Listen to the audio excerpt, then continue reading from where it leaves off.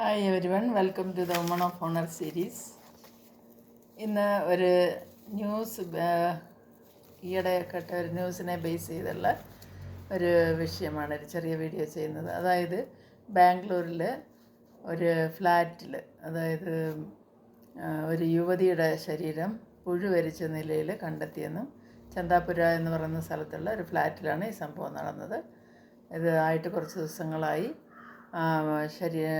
Dead ബോഡിയുടെ അടുത്ത് നിന്ന് ലഹരി വസ്തുക്കളും സിറിഞ്ചൊക്കെയും കണ്ടെത്തിയെന്ന് പോലീസ് പറയുന്നു. അപ്പോൾ യുവതിയായിരുന്നു.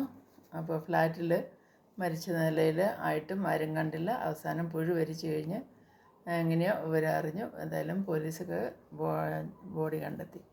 അപ്പോൾ നമ്മൾ ജീവിക്കുന്ന ഈ ഇത്രയും എല്ലാം ഡെവലപ്ഡാണെന്നും അത്രമാത്രം എല്ലാ കാര്യങ്ങളും വിരൽത്തുമ്പ് കിട്ടുന്ന ഈ സമയത്ത് പോലും ഒരു മനുഷ്യൻ്റെ ജീവിതത്തിൽ അവന് മരിച്ച് അല്ലെങ്കിൽ അവൾ മരിച്ച് ആ ശരീരം ആരും കാണുന്നില്ല, പുഴുവരിച്ച് സ്മെല്ല് വന്ന് ഫ്ലാറ്റിൽ അങ്ങനെ ആയിരിക്കാം മറ്റുള്ളവരറിഞ്ഞത്. അങ്ങനത്തെ ഒരു നിലയിൽ ഒരു യുവതി ആയിത്തീരുക എന്ന് പറഞ്ഞു കഴിഞ്ഞാൽ അവളുടെ ജീവിതശൈലിയാണെന്ന് നമുക്കവിടെ മനസ്സിലാവുന്നുണ്ട്.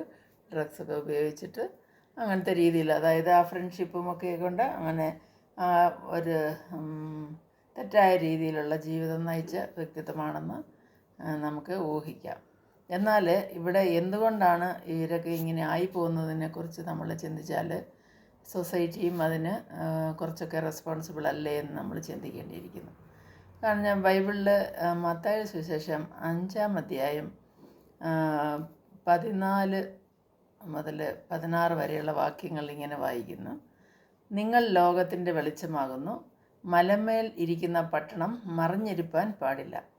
വിളക്ക് കത്തിച്ച് പറയിൻ കീഴല്ല തണ്ടിന്മേലത്രേ വയ്ക്കുന്നത്. അപ്പോൾ അത് വീട്ടിലുള്ള എല്ലാവർക്കും പ്രകാശിക്കുന്നു.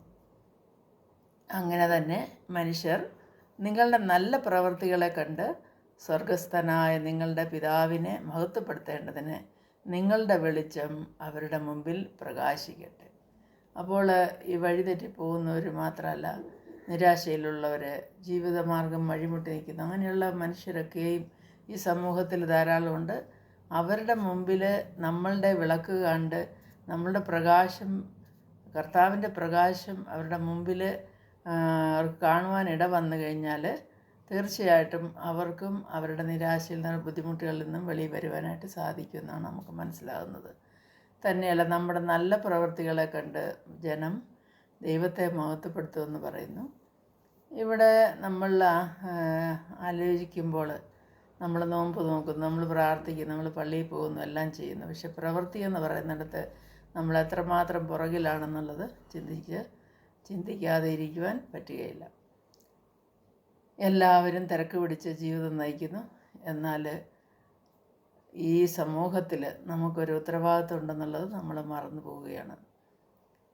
ഒരു നല്ല ജീവിതം കാഴ്ചവെച്ച് നമ്മളുടെ ദൈവവചനമാകുന്ന ആ വെളിച്ചത്തെ അത് മറഞ്ഞിരിക്കാതെ നമ്മുടെ ജീവിതമാകുന്ന ആ തണ്ടിന്മേൽ നിർത്തി മറ്റുള്ളവർക്ക് പ്രകാശം പകരുന്നതായിട്ട് മാറ്റുവാനായിട്ടുള്ള ആ ഒരു തീരുമാനവും അതിനുള്ള ധൈര്യവും അതിനുള്ള മറ്റുള്ളവർക്ക് മോട്ടിവേഷനായിട്ട് ഇരുപ്പാനായിട്ടുള്ള ആ ഒരു വിശ്വാസവും കൃപയും ഒക്കെ നമ്മൾ ആർജിച്ചെടുക്കണം. നമ്മൾ കർത്താവിനോട് കൂട്ടമായിട്ട് പ്രാർത്ഥിക്കണം, അവൻ്റെ ഹിതം നടപ്പാക്കാൻ, മറ്റുള്ളവർ നശിച്ചു പോകാതെ. കർത്താവ് പറയുന്നുണ്ടല്ലോ, ഒരു ആത്മാവ് പോലും നശിച്ചു പോകുന്നത് അവന് ഇഷ്ടമല്ല. ഇപ്പോൾ യുവാക്കന്മാർ ഡ്രഗ്സിനൊക്കെ അടിമപ്പെട്ടു പോകുന്നു. ഒരു നിവൃത്തിയില്ലാത്തൊരു ജീവിതത്തിലായിട്ട് മരിച്ചും ആക്സിഡൻറ്റുകളിൽപ്പെട്ടുമൊക്കെ വേഗത്തിൽ മരിച്ചു പോകുന്നതായിട്ടുള്ള ഒരു ചുറ്റുപാടാണ് നമ്മൾ കണ്ടുകൊണ്ടിരിക്കുന്നത്.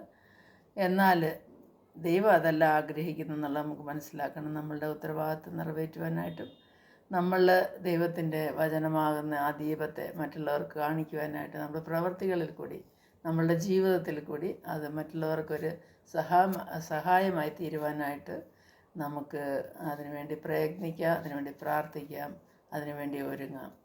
ഈ വീഡിയോ ഇഷ്ടമായെങ്കിൽ ലൈക്ക് ചെയ്യാൻ മറക്കരുത്. ദയവായി സബ്സ്ക്രൈബ് ചെയ്യണേ.